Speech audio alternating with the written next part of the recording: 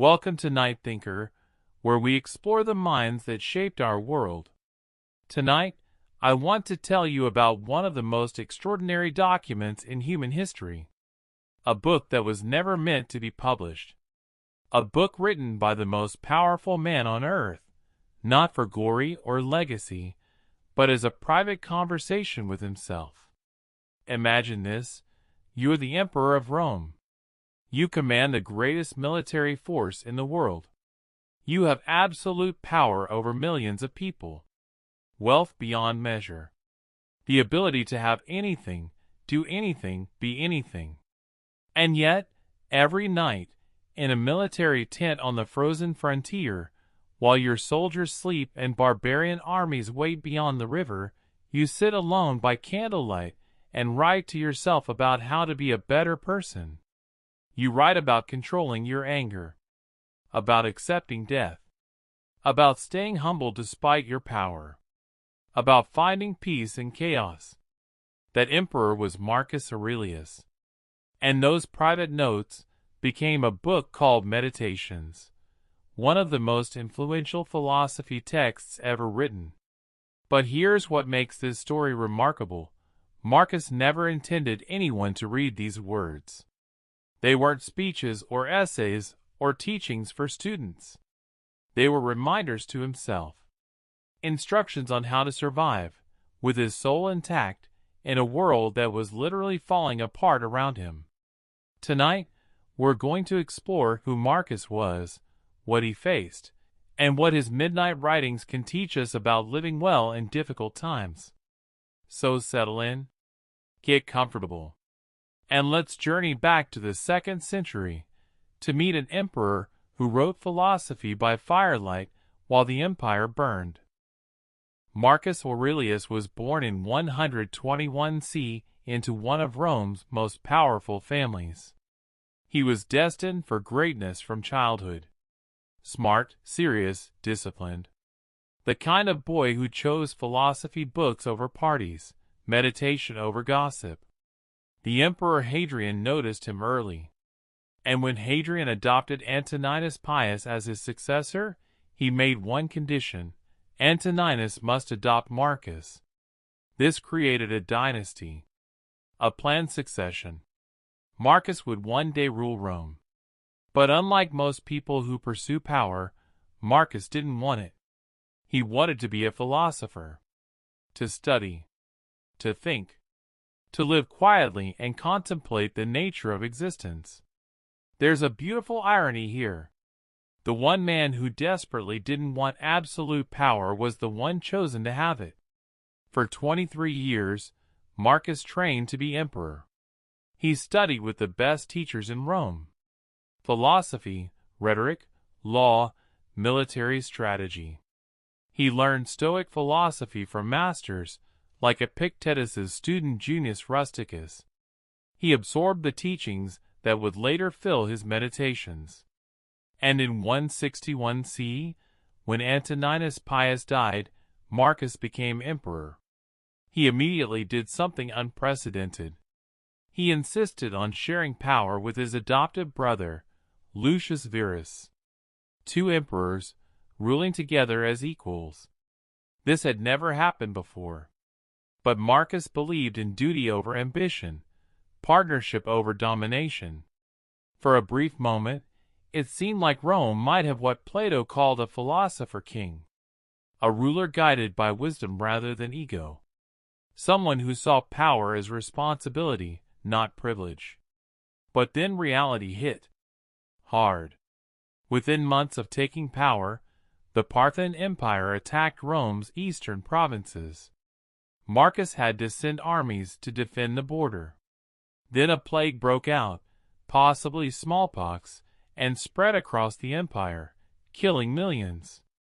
Then Germanic tribes began invading from the north, threatening the very heart of Roman territory.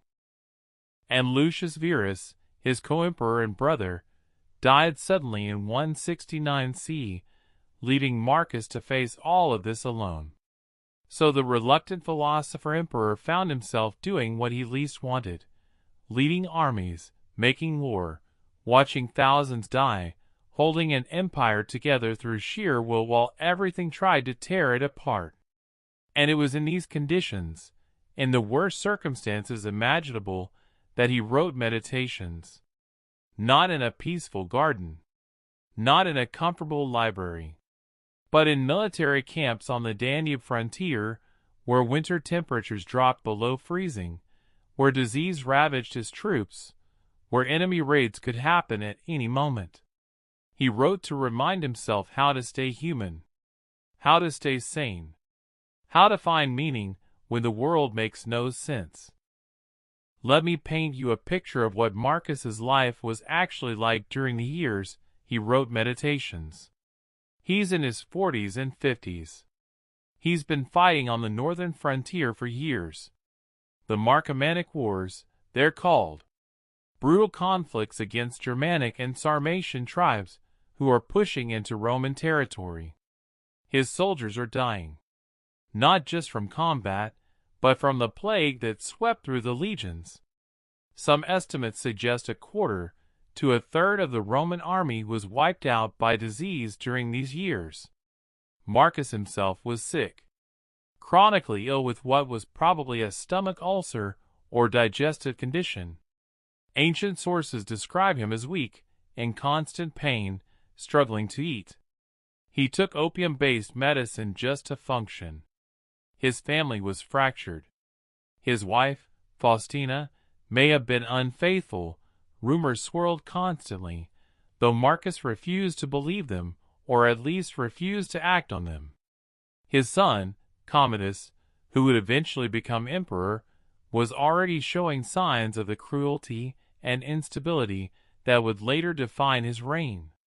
Marcus loved his children deeply. He had at least 14 of them. 13 died before him. Imagine burying child after child while trying to hold an empire together. And politically, he was surrounded by conspiracies. Rivals who wanted his throne. Generals who might rebel. Senators who plotted against him. He couldn't trust most of the people around him. This was his reality. This was the world he inhabited while writing lines like, "You have power over your mind, not outside events. Realize this, and you will find strength." It's one thing to write philosophy in comfort. It's another thing entirely to write it while everything is falling apart. And yet Marcus didn't write about his suffering. He didn't complain. He didn't rage against fate or demand explanations from the gods. Instead, he wrote reminders, practices, perspectives that could help him endure. When you wake up in the morning, tell yourself, the people I deal with today will be meddling, ungrateful, arrogant, dishonest, jealous, and surly. That's not pessimism. That's preparation. He's setting realistic expectations, so he won't be disappointed when people behave badly. The universe is change. Our life is what our thoughts make it. External circumstances are chaos. War, plague, death, betrayal. But your thoughts, your interpretations, your responses, those you can control. It's not what happens to you, but how you react to it that matters. This became the core insight of Stoic philosophy. And Marcus didn't just think it. He lived it. Every single day, under conditions that would break most people. He saw soldiers die in front of him. He received news of defeats, disasters, rebellions. He felt his own body failing.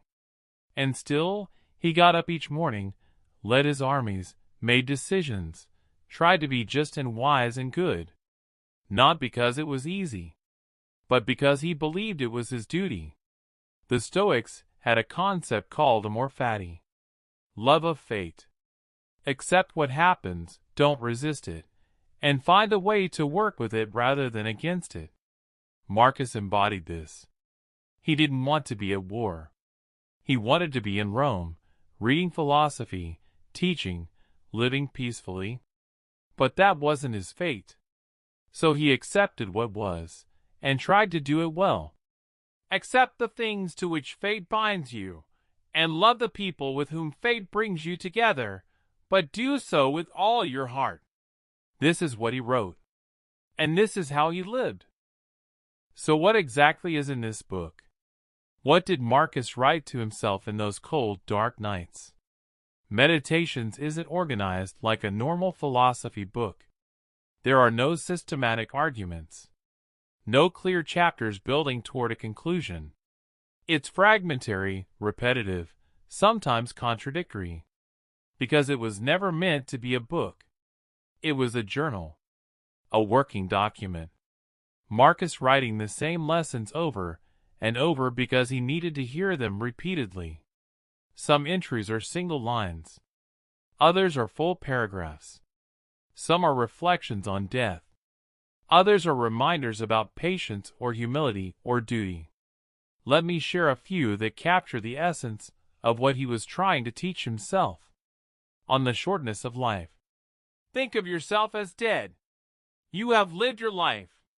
Now take what's left and live it properly. Marcus was constantly aware that he could die at any moment. In battle. From disease. From assassination. This wasn't morbid. It was liberating. If you've already accepted death, fear loses its power. On dealing with difficult people. The best revenge is to be unlike him who performed the injury. Someone wronged you. Your instinct is to strike back, to hurt them as they hurt you. But that makes you like them. Instead, respond with virtue. Be better than they are. That's the real victory. On anger. How much more grievous are the consequences of anger than the causes of it? When you get angry, you damage yourself more than whatever made you angry damaged you. The external event is temporary. The internal disturbance you create lasts longer and hurts more. On perspective. Look at everything that exists. Think of its dissolution and the change it undergoes. In a sense, it's already in the process of decay. Everything is temporary. Empires, reputations, achievements, even mountains and stars. Nothing lasts. So why cling? Why fear loss? It's all flowing away already. On his own mortality. Soon you'll be ashes or bones. A mere name at most, and even that is just a sound, an echo. Marcus Aurelius, Emperor of Rome. One of the most powerful men in history. And he knew that eventually no one would remember him. His name would fade. His achievements would be forgotten. Everything would return to dust. And knowing this didn't depress him. It freed him. If nothing lasts, then reputation doesn't matter. Legacy doesn't matter. All that matters is living virtuously right now, in this moment. On finding peace. Nowhere can man find a quieter or more untroubled retreat than in his own soul. You don't need to escape to a mountaintop. You don't need perfect circumstances. Peace is available right now, in your own mind, if you can learn to access it. On duty. At dawn, when you have trouble getting out of bed, tell yourself, I have to go to work as a human being.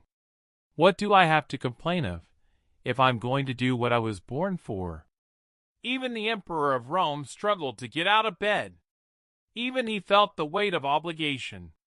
But he reminded himself, this is what I'm here to do. So do it. These aren't abstract philosophical theories. These are survival tools.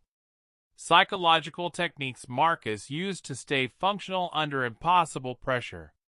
And the remarkable thing is how universal they are. He wrote them for himself in Latin nearly 2,000 years ago. But people today, reading them in translation, find them immediately relevant. Because the challenges he faced, pressure, loss, difficult people, illness, uncertainty, moral confusion, these haven't changed. Human nature hasn't changed. The strategies that helped him can still help us.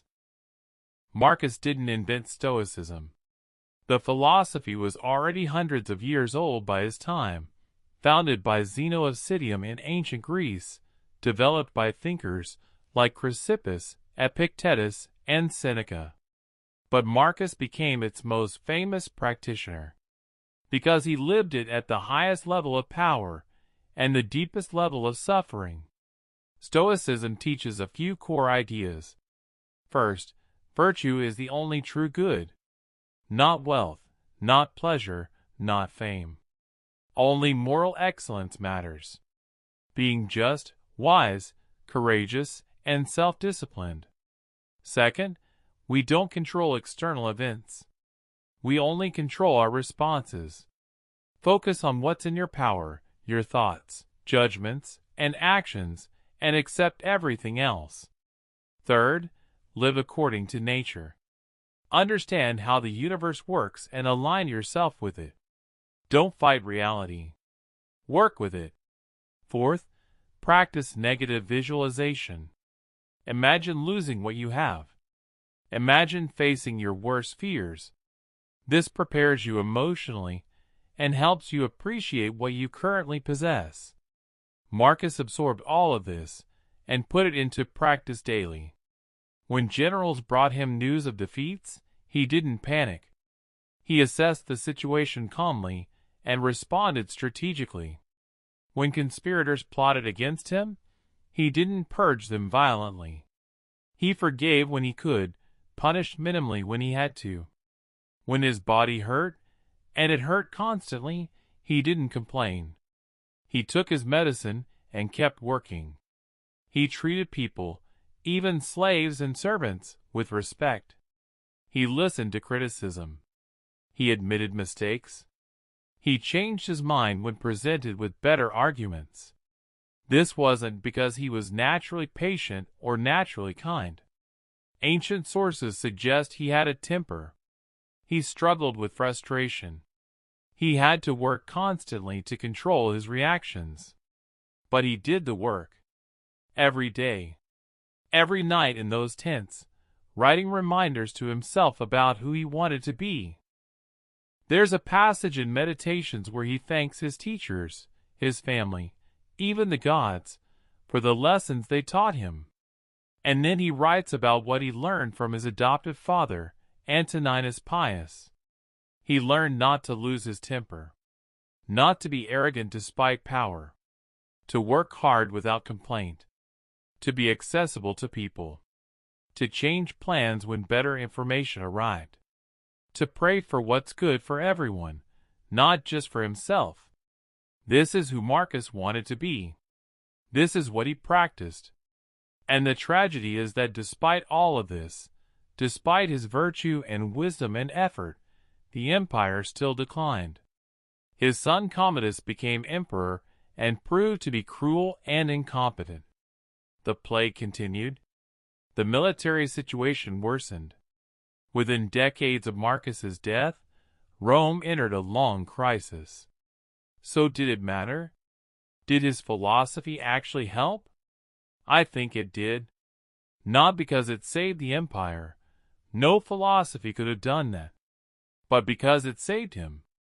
It allowed him to endure unbearable circumstances without becoming bitter, cruel, or broken.